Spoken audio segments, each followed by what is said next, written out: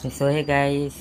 तो सुबह सुबह हम चले जाते हैं दुकान पे जाने के बाद दुकान ओपन करते हैं।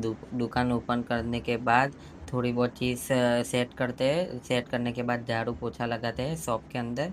झाड़ू पोछा लगाने के बाद थोड़ा बहुत दिया बत्ती भगवान को करते हैं। दिया बत्ती करने के बाद थोड़ा प्रणाम कर लेते हैं। प्रणाम करने के बाद हम काम करने बैठ जाते हैं। सुबह सुबह क्लाइंट का फ़ोन आया तो लोकेशन पे हम चले गए क्लाइंट को मिलने के लिए। लोकेशन से आने के बाद क्लाइंट का कॉल आया कि मेरे को वेडिंग कार्ड बना के दो। वेडिंग कार्ड बना के कटिंग करने चले गए। कटिंग कराने के बाद खुद का बैनर का था तो खुद बैनर निकालने चले गए थे। बैनर की प्रिंट आप देख सकते हो कितनी बढ़िया आती है। बैनर निकलने के बाद थोड़ा बहुत बैनर का हम रोल बांधने नीचे बैठ जाते हैं और बैनर की क्वालिटी देख सकते हो आप कितनी बढ़िया क्वालिटी आती है। बैनर की क्वालिटी निकालने के बाद हम शॉप पे जाने के लिए निकल जाते हैं। शॉप पे जाने के लिए शॉप पे जाके हम मिलते हैं गाइस।